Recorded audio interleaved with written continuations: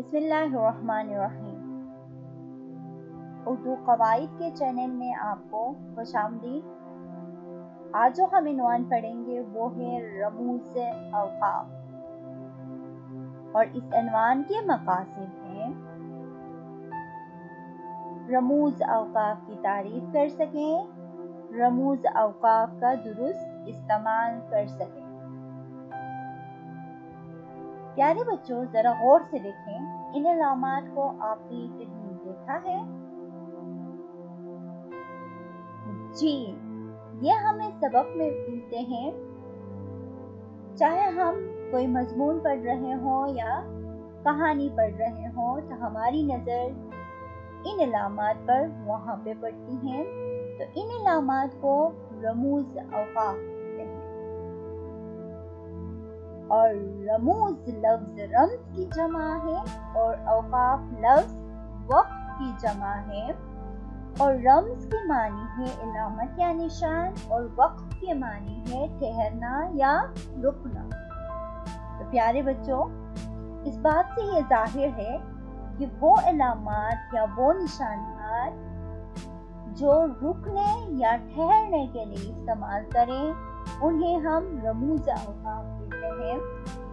مزید یہ کہ وہ علامتیں جو عبارت کے درمیان میں بات کے مفہوم کو واضح کرنے کے لیے استعمال ہوتی ہیں وہ رموز اوقاف کہلاتے ہیں۔ اب ہم چارٹ کے ذریعے سے سمجھنے کی کوشش کریں گے۔ نمبر، پھر نام، پھر علامت، پھر تعریف یا ہم کب استعمال کرتے ہیں اس علامت کو، وہ ہم جاننے کی کوشش کرتے ہیں۔ جو اہم علامات ہیں سب سے پہلے میں وہ لے کر آئی ہوں۔ پہلا ہے ختمہ، اور اس کی علامت یہ ہے جملے کے مکمل ہونے پر علامت ختمہ لگاتے ہیں، یعنی کہ جب جملہ مکمل ہو جاتا ہے تو ہم اس علامت کا استعمال کرتے ہیں۔ جیسے آج بارش ہو رہی ہے تو یہ ایک مکمل جملہ ہے، تو اس کے آخر میں ختمہ لگے گی، اور ختمہ یہاں پہ میں نے لال رنگ سے واضح کیا ہے۔ اب آتے ہیں دوسرا سکتہ، اس کی علامت یہ ہے جملے میں 3 اسما اسم کی جمع ہے کو الگ الگ کرنے کے لیے علامت سکتہ کا استعمال کرتے ہیں۔ تو اسم کی تعریف آپ کو پتہ ہے، پہلے ویڈیو میں ہم نے شیئر کیا تھا۔ کسی شخص، جگہ یا چیز کے نام کو ہم اسم کہتے ہیں۔ تو یہاں پہ مثال کے ذریعے سمجھانے کی کوشش کروں گی۔ جملہ ہے امی بازار سے آلو، مٹر، گاجر اور پیاز لے کر آئیں۔ یہاں پہ آلو، مٹر اور گاجر یہ 3 اسم کس چیز کے اسم ہیں؟ یہ سبزیوں کے نام ہیں۔ تو ان کو الگ الگ کرنے کے لیے ہم نے علامت سکتہ کا استعمال کیا ہے۔ آپ یہاں پہ دیکھیں، لال رنگ میں واضح ہے علامت سکتہ۔ اسی طرح سے تیسرا ہے استفہامیہ۔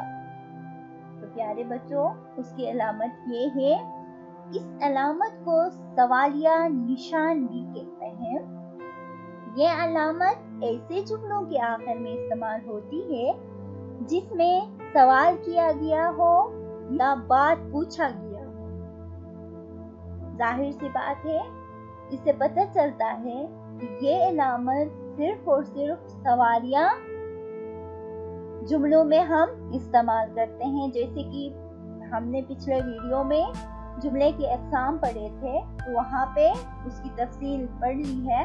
تو یہ نشان سوالیہ جملوں کے آخر میں لگے گی۔ جیسے اسم کسے کہتے ہیں، یہ ایک سوال ہے، اور اس سوال کے آخر میں کیا لگا ہے؟ علامت استفہامیہ یا سوالیہ نشان یہاں پہ لگایا ہے۔ یہ ایک سوالیہ جملہ ہے۔ اسی طرح ندائیہ निदाया को हिजाया भी कहते हैं। उसकी अलामत ये है, और ये अलामत ऐसे जुमलों जिनमें जज्बात और एहसासात जाहिर हो, तब हम ये अलामत लगाते हैं। अगर हमारा कोई एहसास या हमारा कोई जज्बा हमारे मुंह से लिखने या लिखते हुए हम लिखें, तो तब हम ये अलामत इस्तेमाल करते हैं, जैसे वाह अम्मी ने मज़ेदार खाना बनाया है। तो वाह हमारा जज्बा है, एहसास है, तो ये इसके बाद अलामत निदाया या हिजाया का इस्तेमाल किया है। इसी तरह आहा आज कितना अच्छा मौसम, तो आहा के बाद अलामत निदाया का इस्तेमाल हम करेंगे। इसी तरह पांचवा है वावेन। उसकी अलामत ये है, शुरू में इस तरह आएगी सीधे पेश की तरह, और आखिर में उल्टे पेश होंगे, दो दो होंगे। ये अलामत किसी का कौल या बात उसी के अल्फाज में नकल करने के लिए इस्तेमाल करते हैं। जैसे कायद आज़म ने फरमाया इत्तेहाद, ईमान और तंजीम। यानी ये अलामत तब हम इस्तेमाल करते हैं जब हम किसी की बात उसी के अल्फाज में लिखते हैं, तब हम अलामत वावेन का इस्तेमाल करते हैं।